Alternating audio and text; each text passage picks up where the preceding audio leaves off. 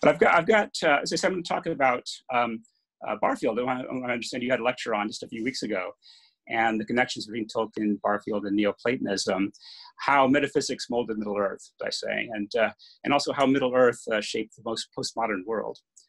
And we've got 5 theses about philosophy and Tolkien. And then I'll explain, I'll talk a little bit about what Tolkien's philosophy was, situate him within the group called the Inklings, and then focus a bit on Owen Barfield, and in particular on his notion of ancient semantic unities in poetic diction. And then finally talk a little bit about the what I call the uncanny influence of Tolkien's work. So as I say, I've got 5 theses about Tolkien. 2 of these are sort of boring theses that you might say about almost anyone. First, that Tolkien had theological and philosophical views that influenced his work. Well, this is pretty common, really. Maybe not universal, but true of lots of people. Secondly, that Tolkien saw his fiction in part as a vehicle for propagating these views.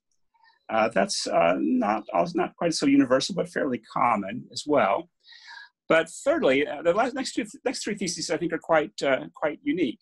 The third one is that Tolkien's fiction was the embodiment or incarnation of that philosophy. So not just a vehicle, but the actual incarnation of the philosophy, which I think is rare. I mean, there certainly are examples of this. And perhaps the best example is Plato, Plato's use of myths in his dialogues, the myth of the cave and the Republic, for instance. But also other examples might be things like Dante's Divine Comedy or Milton's Paradise Lost. So it's not unique really to Tolkien, but nonetheless significant. The fourth thesis, that philosophy itself guided the construction of Tolkien's work. And this, I think, may be unique. I don't think this is true of Dante or Milton. It may have been true of Plato, I'm not sure. But if it is, Plato and Tolkien may be alone in this respect. And then fifthly, to explain Tolkien's success as an author, which I think is undisputed, we have to look to the philosophical substance of his work. So the philosophy is not really accidental to the work, even in terms of its success. So firstly, and I apologize if some of this is a bit elementary for this group, I just wanted to briefly go through what Tolkien's philosophy was. And it's a Christianized Aristotelian sort of Neoplatonism in the broad sense, the sort of perennial philosophy of late antiquity and of the Middle Ages. Of course, it starts with Plato and Aristotle. So I'm not sort of excluding Aristotle from this broadly Neoplatonic, or as my friend Ed Fazer now calls it, Platonic kind of tradition. And then, of course, in terms of the transmission of this to the modern world, 5 important figures, again, I'll just mention, are the great Neoplatonist philosopher Plotinus, St. Augustine of Hippo, of course, Boethius, great Roman philosopher, Pseudo Dionysius, and Thomas Aquinas, of course, as well. So what were some of the key features of this philosophy that we see in Tolkien's work? The first one is the idea of the privation theory of evil. That evil is a form of non-being or non-existence, while goodness consists in the fullness of being, a complete mode of existence. So this means that absolute goodness is possible. In fact, it's actual. God is absolute goodness, whereas absolute evil is impossible, because evil is always parasitic on goodness for its energy and its efficacy. Something that was absolutely evil would be absolutely non-existent, and so nothing at all. This Augustinian or Boethian conception of evil is clearly embodied in Tolkien's work. In particular, let's say in the Ringwraiths, these human beings who are ruined as a result of their connections to the ring. The word wraith is related etymologically to the words wrath, writhe, and writhen, or twisted. And the Ringwraiths are twisted or distorted versions of human beings. They're not only invisible, but they're actually blind. They're incapable of joy and independent thought or will. And similarly, it's Sauron's, sorry, I guess I'm going to hit myself, Sauron's blindness to the fellowship's true purpose that brings about his own downfall. Sauron lacks the wisdom to recognize that the fellowship might try to destroy rather than to use the ring. Another important Platonic theme in Tolkien is that evil is always associated with disharmony and discord. In the trilogy, the Lord of the Rings, the good are united for the most part in a fellowship, a true friendship of harmony of purpose. Whereas in contrast, the wicked are constantly divided into factions, often working at cross purposes. Sauron and Saruman, although supposedly allied in much of the work, are in fact locked in mutually destructive competition. The orcs hate their masters, and they're ruled only by fear, and that often only ineffectively. In addition, good is parasitic upon, sorry, I hit myself again. Good in Tolkien is parasitic on, evil is parasitic on the good. As Frodo explains to Sam, the shadow can only mock. It cannot make, not real new things of its own. The One Ring in The Lord of the Rings, of course, provides its readers with invisibility, and that reminds us of the Ring of Gyges in Plato's Republic. The ring gives Bilbo and Frodo the power to escape from the bonds of the social contract. They could have done whatever they pleased to their own apparent enrichment without suffering any negative repercussions, as indeed Gollum did. Yet, like Socrates' vision of the just man in the Republic, these hobbits are moved by a love of justice for its own sake. And Frodo is willing to sacrifice all of worldly fortune for that greater good. Another Platonic theme we find in Tolkien's work quite often is that of the idea of the imitation or participation in models or paradigms. So the notion of Plato's theory of the forms. The Phial of Galadriel, for instance, contains a reflection or emanation of the star of Eärendil, which was one of the Silmarils, which in turn is a reflection or emanation of the two trees of Valinor, represented here. Similarly, the sacred tree of Gondor is a copy of the sacred tree of Tal Eressëa in the Undying Lands, which is also copied from the two trees. And in the Silmarillion, we get an extreme case of this. The whole universe, Ea, the physical universe that includes Middle-earth, is the incarnation of a pre-existing model in the form of the music of the Ainur, of the angels, these angelic or celestial intelligences, who also themselves emanate in a very Neoplatonic way from the One, from Eru. Finally, Christian Platonists and Stoics as well, I guess, believe that the world is governed in some sense by a pervasive divine providence that shapes our ends, as Hamlet puts it. And there are many examples of such superintending providence in Tolkien's fiction. We get Gandalf's conversation with Frodo when he says, behind that, there was something else at work beyond any design of the ring maker, that is beyond Sauron's design. I could put it no plainer than by saying that Bilbo was meant to find the ring and not by its maker, in which case you, Frodo, were also meant to have it. And that may be an encouraging thought. And similarly, Elrond in the council at Rivendell says that they who were there were called, I say, although not called, I have not called you to me, strangers from distant lands. You have come and are here met in this very nick of time, by chance as it may seem, yet it is not so. Believe rather that it is ordered that we who sit here and none others must now find counsel for the peril of the world. So there's clear reference to this. Another important element of providence is the way in which providence uses acts of mercy and goodness to produce a eucatastrophe, as Tolkien puts it, the unlooked for happy ending. The best example for the cooperation between divine providence and human freedom is that of the mercy repeatedly shown to Gollum, and the indispensable role that Gollum plays at the end of the story. Gollum's life is spared by Bilbo, by Faramir, by Frodo, and then by Sam, and also the Wood Elves release him from his imprisonment out of compassion. And on Mount Doom, as Sam's about to slay Gollum, who had just betrayed and attacked Frodo, Sam thinks, it would have been just to slay this treacherous, murderous creature. But deep in his heart, there was something that restrained him. He could not strike this thing lying in the dust, forlorn, ruinous, and utterly wretched. Sam himself had borne the ring, and quote, he dimly guessed the agony of Gollum's shriveled mind. So Sam lets him go and thereby makes possible the ultimate destruction of the ring. Conversely, evil works in vain, as Gandalf puts it, works in vain, preparing always only the soil for unexpected good to sprout in. Again, this reference to eucatastrophe. Boromir's attempt to take the ring from Frodo by force shatters the unity of the fellowship, but that allows Frodo and Sam to undertake their mission without too large an entourage, and send the others to the west with the aid of Rohan and Gondor. Gollum's repeated attempts to betray Sam and Frodo, for instance, into the hands of the murderous spider Shelob, enables them to pass through the otherwise impassable fortress of Cirith Ungol. Sauron's southern allies unwittingly provide the very ships that Aragorn and his companions need to bring needed aid to the city of Gondor.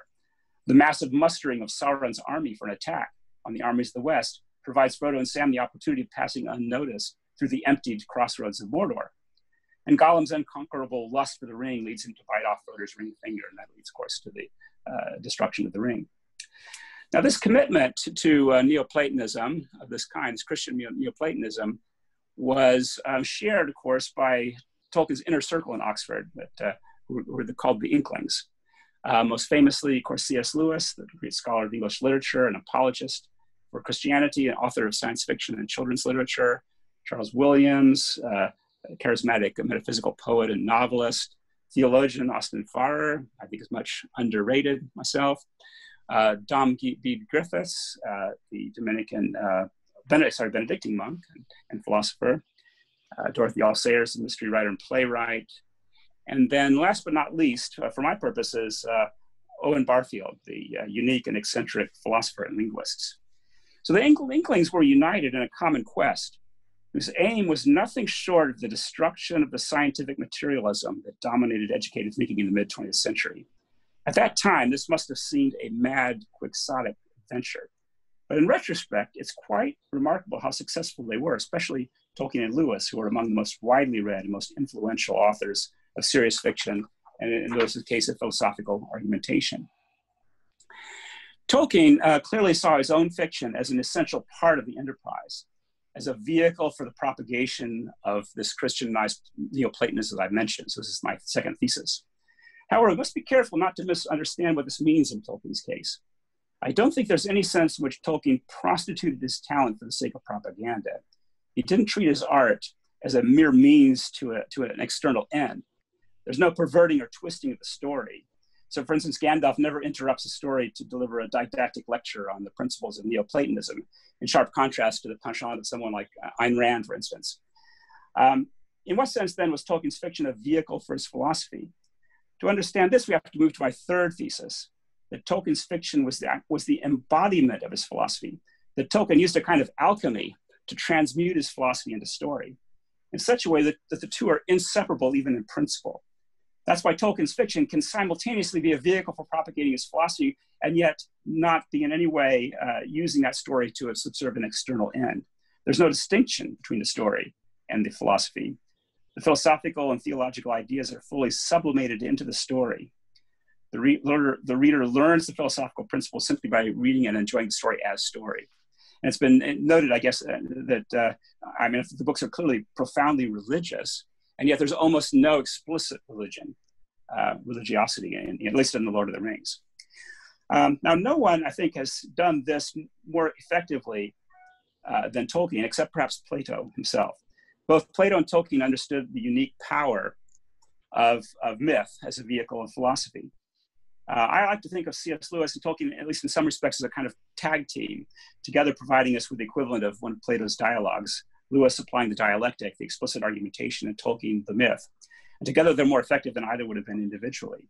Without the dialectic, the myth would have been barren, but without the myth, the dialectic would have been powerless. The very truths that Lewis assumes in his argumentation, Tolkien teaches through the imagination.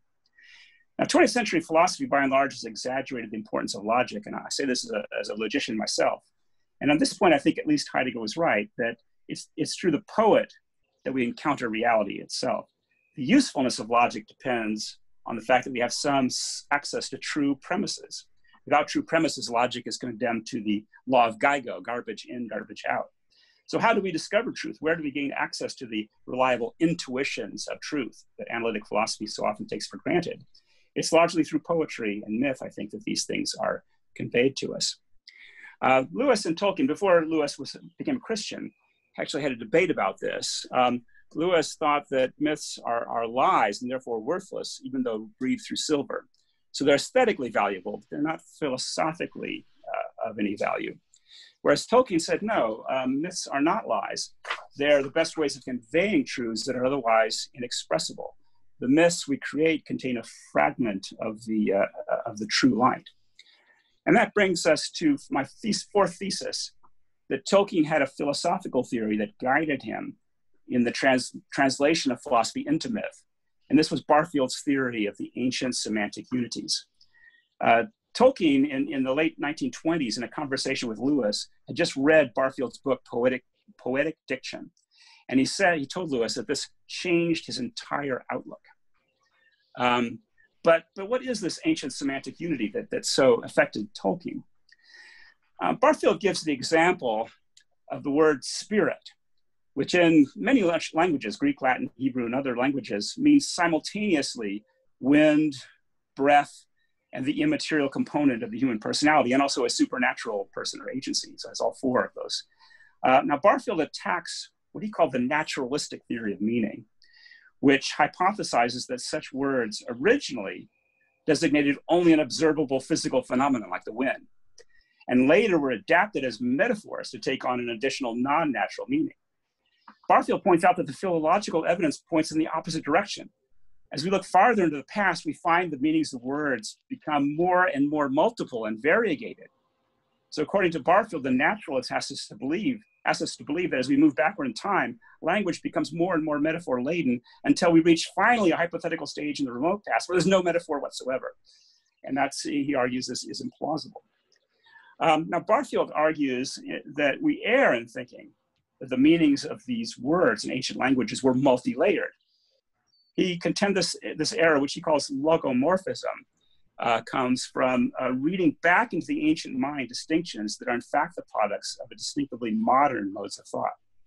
For the ancient mind, the word spirit did not have 3 or 4 distinct meanings. It had a single unified meaning, an ancient semantic unity, which modern thought is broken into several distinct concepts. For the ancient world, mind, breath, and the seat of human thought are not 3 different things referred to by the same ambiguous word. They're rather 3 aspects or manifestations of what in reality is one and the same thing. And Barfield proposed that the ancient mind was right in thinking so. These ancient semantic unities correspond to real ontological unities in the things themselves. For Barfield, the movement from ancient to modern thought, modern thinking, is not one of simple progress or gain, a movement from confusion to clarity, but rather a movement involving both gain and loss.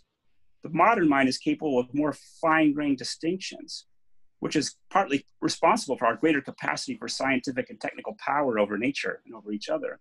But these gains come at a real loss, an obscuring of the real ontological unities and commonalities that once were readily apparent. For Barfield, it's poetry, especially mythopoetry, that can help us regain these lost unities. Now, Barfield distinguishes, I think, very helpfully between 2 kinds of story, myth and allegory. This distinction corresponds to a distinction between 2 figures of speech as well, between what we could call true metaphors and adventitious or allegorical figures of speech, which I'll call pseudo-metaphors.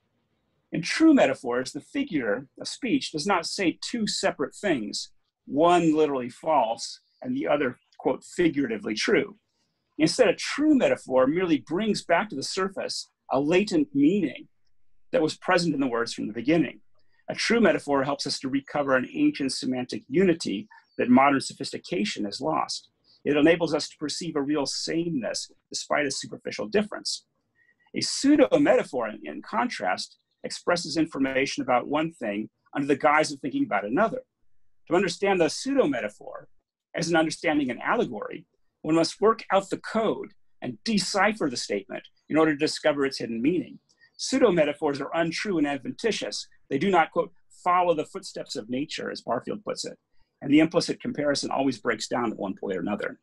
The example I like to use of the pseudo-metaphor, the most extreme case, is from, I think it's Madeline Gossip in one of Woodhouse's novels. He says that the stars are God's daisy chain. Right? Well, that's just an adventitious, allegorical kind of metaphor. Now, the distinction between myth and allegory is analogous. A myth is a story that conveys truth to the imagination. Understanding a myth heightens our awareness and clarifies our perception of the real world by reawakening within us a more primitive, unsophisticated mode of consciousness. Barfield said that myths are constituted by what he called the unity of percepts, things perceived, that myths present as unities, things that really are unities. but which no longer appear to the modern mind to be so. An allegory, in contrast, is a mere synthesis of ideas, is Barfield's term, an adventitious juxtaposing of two really different things by means of an artificially created code of correspondence or translation. Since the two things related by an allegory really are two, the allegory will always fail to make sense on its own terms as a story. The story will make sense only when the hidden meaning is uncovered, when the code is used.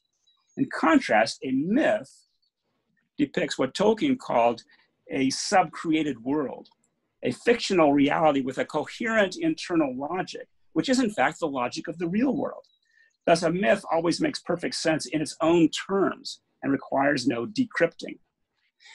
Barfield posits two fundamental principles at work in the human mind, the prosaic principle and the poetic principle. The prosaic principle is essentially pragmatic and utilitarian in nature. It seeks to gain control over our sensory experiences, and it develops a rigid subject-object distinction, which alienates us from the things around us. The prosaic mind distinguishes and differentiates and analyzes things, wholes into parts. When the prosaic mind unifies, it unifies through, again, a synthesis of ideas, through its own artificial concepts, not through percepts. In contrast, the poetic principle is contemplative and participatory. It involves no distinction between the self and the world. The poetic principle is the source of the imagination, both the veridical imagination that gives us access to a world of things in the first place, and the creative imagination that produces myths and true metaphors. Barfield proposed that, sanity and health consists in the enjoyment of a balance between the two principles, and that the modern mind, by which he means the mind since the Stoics, has suffered from an excess of the prosaic principle. Poetry and myth-making are needed to help restore the balance. So in addition to the word spirit, another example of the ancient semantic unity that Barfield discusses is that associated with words such as light and shine. According to Barfield, the ancient mind recognized that physical light, intellectual light, spiritual light, and the divine light are not different things, accidentally named by the same word, but rather manifestations of a single reality. Physical light and spiritual light really are just different forms and manifestations of the same thing, light. Now, the impact of Barfield's thought upon Tolkien is very clear when we reflect on the central role that the words light and darkness play in Tolkien's fiction, both in the Silmarillion and in The Lord of the Rings. Light, truth, reason, goodness, and being are all inextricably connected in Tolkien's world, forming a semantic unity. The starlight kindled by Elbereth that inspires the elves, the light of the two trees. The same light is embodied in the Silmarils, and in the star of Arendelle, and in the sun and the moon, and in Galadriel's phial. In contrast, we have the Morgoth, the dark enemy, Sauron, the dark lord, Mordor, the dark land where the shadows lie, the dark fire of the Balrog, the intolerance of the orcs for the sunlight. So rather than creating a large number of clever, artificial pseudo-metaphors designed to elicit our admiration at his creativity, Tolkien weaves a tale in which a small number of true metaphors are endlessly repeated, designed to reawaken within us a more primitive, a more unitive mode of thinking. Now, Tolkien believed that words too are a form of light. The word fantasy is derived from Indo-European root ba, B-H-A, to shine. In his poem Mythopoeia, Tolkien describes the work of the human mythmaker as one of splintering the divine light into many hues. In fact, in Indo-European, the very same root, ba, is also the root of the word for speech, from which you get the words like phone name and telephone. Barfield's theory of semantic unities shaped Tolkien's method for writing his myths. Tom Shippey, who held for a time the chair in linguistics at Oxford that Tolkien had held, has pointed out the archaeological character of Tolkien's method. So just as philologists hypothesize unattested words and roots in Indo-European, words which linguists mark with an asterisk to mark that they are merely hypothetical, so Tolkien posited what should be called asterisk objects, characters, landscapes, races, and storylines, seeking to reconstruct the actual myths of the prehistoric ancestors of the Anglo-Saxons, by which we can save the appearances, explain the fragmentary data which has survived from the Dark Ages and the Middle Ages. These asterisk elements provide the skeletal framework around which all of Middle Earth is constructed. Thus, Tolkien attempted, to the best of his very considerable ability, to recreate for us the experience that the ancient Anglo-Saxons had listening to their own myths around the hearth fire. For example, orcs, dwarves, elves, both light and dark elves, the Silmarils, Ents, Wraiths, the Valar, the Blessed Realm of the West, Numenor, all of these are drawn by Tolkien from ancient records. The language and names of Rohirrim are drawn from Anglo-Saxon sources, including Beowulf. Now, Tolkien's exploitation of his specialized knowledge of ancient mythologies is a puzzling method for a creative artist to employ until we recognize that Tolkien is attempting to achieve the reconstitution in the modern mind of an ancient mode of consciousness, as Barfield recommended. Only by reconstructing the actual myths in words derived from actual languages can Tolkien be sure that he'll be successful in recreating the cognitive structures of the primitive poetic mode of thinking that was associated with the prehistoric mind. Moreover, Tolkien's repeated use of the metaphors of light and darkness is clearly, again, prefigured in Barfield's discussions of light as well. Third, the characters of Tolkien's fantasy embody exactly the kind of primitive poetic mode of thinking that Tolkien, under Barfield's guidance, was attempting to inspire in his readers. Tolkien's characters, especially the sympathetic characters like Gandalf, Aragorn, and Sam, lack a modern sense of the subject-object distinction. They identify fully with their role and their natural place in the order of things. They lack that sort of self-consciousness that could alienate them from that role and that place. Tolkien's narratives contain virtually none of the introspection or inner stream of consciousness that we would expect from modern authors. Finally, fourthly, Barfield's poetic principle is incarnated in Tolkien's story in the form of the elves. The elves' power to enchant mortals through their story and song is itself a theme borrowed by Tolkien from ancient sources. As Tolkien explained in his essay on fairy stories, elvish enchantment is the model or paradigm, in Platonic paradigm, toward which man-made fantasy, including Tolkien's fantasy, aspires. When the hobbits visit the elves in Rivendell and Lothlorien, they experience an elevation of consciousness that removes them from their ordinary time-bound lives. Like so many characters in ancient fairy stories, Frodo and Sam lose all sense of the passage of time while in the elvish havens. For example, Sam can only count 3 nights in Rivendell, though in fact a whole month has passed. Sam describes his character. I think we've got a cross-talking here. Doug, I don't know if you can use someone there.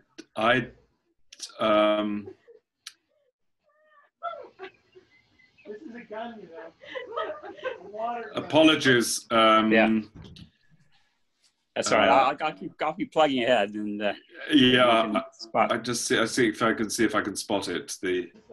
Okay.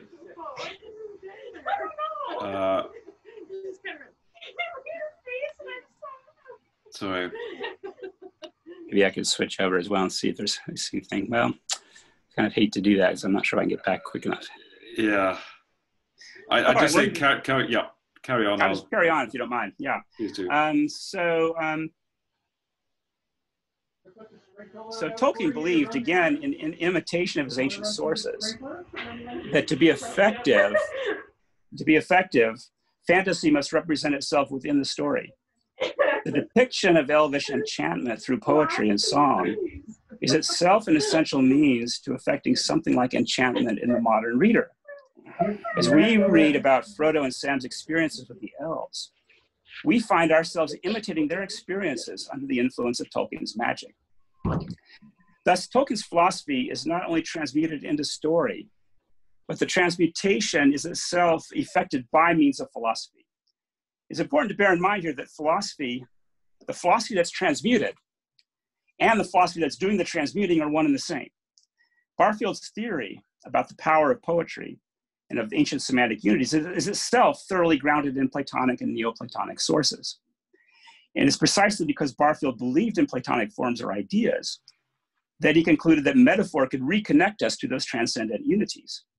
As Aristotle put in the Poetics and in the Rhetorics, the construction of appropriate metaphors is the work of genius, enabling us to theorize or contemplate samenesses in the world, real but not always apparent unities. This is why for Aristotle, as well as for Barfield and Tolkien, poetry is more philosophical than history. For Aristotle, poetry imitates nature, not in the sense of the dead and inert nature of the modern man, a meaningless assemblage of brute facts, but rather nature as an organic whole objectively ordered to a real good. And finally, we reach my last thesis, which is that to understand the success that Tolkien's work has enjoyed, we must explain that literary and popular success in terms of the philosophical project. It's precisely because Tolkien's work is the philosophical transmutation of philosophy into story that it resonates as it does with so many readers, many of whom have no prior familiarity with Neoplatonic theory, to say the least. What Tolkien's work does is enable the modern reader to recover that ancient mode of consciousness that modern science and cosmopolitanism and sophistication have suppressed. Reading Tolkien won't by itself make you into a Christian Neoplatonist, but it does prepare the soil for the fruitful implantation of those ideas. Those who read and reread and love Tolkien will find the philosophical writings of the Inklings, of Lewis and Barfield and Farrer, and their students and disciples, far more plausible and believable than they would have otherwise. There's a remarkable fact about Tolkien, I think, that hasn't received sufficient attention. Tolkien's fiction anticipates and foreshadows a number of significant trends and movements in the late 20th century, including the disillusionment with science and technology, which again, when Tolkien's writing in the 30s and 40s and 50s, this was far from true. The sort of new age, the ecological movement, the greening of the Western mind, the rebirth and growth of more traditional fundamentalist forms of biblical religions, the rise of fantasy as a major genre, the collapse of totalitarianism in the Nazis and the communists starting in '89. So when we see these anticipations, there's really just 3 or 4 possibilities. One is just coincidence. He was just very lucky to hit on the right ideas at the right time. Secondly, that it's prescience, that he was a brilliant prognosticator of the future.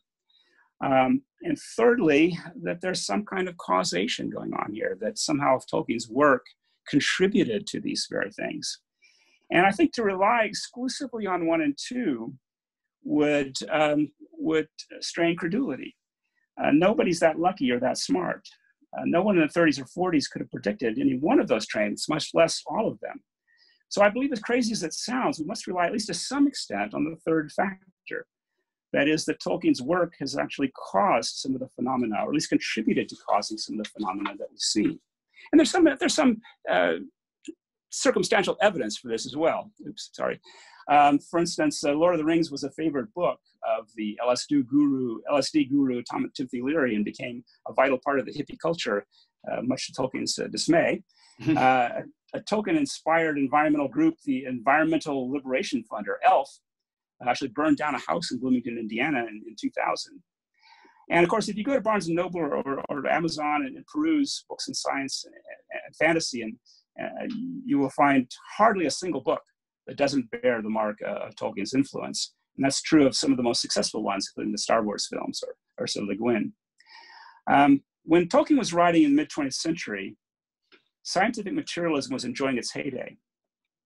Marxism and logical positivism were overwhelmingly dominant in the academy. The effort of the Inklings to change all that at a time when Neoplatonism seemed a mere historical curiosity, again, as I said, seemed a quixotic quest. In retrospect, from our postmodern world, in which this sort of theistic and Platonic philosophy has enjoyed a remarkable renaissance, they would appear to have been successful far beyond the wildest hopes that they could have imagined. Tolkien's works have been in print continuously for nearly 60 years, actually 70 years. The trilogy has sold over 100 million copies by now. Christopher Tolkien's work has built upon this over the years as well. Tolkien's works were actually banned in the Soviet Union and Eastern Europe before the fall of communism, but widely circulated on the samizdat, on the typewriter circuits. And then finally, with Peter Jackson's films, one of the things I find most remarkable about them is their faithfulness to Tolkien's vision on the whole. And this too requires an explanation. Films that cleave closely to the language, plot, characters of the original inspiration are, as we know, the exception rather than the rule in Hollywood.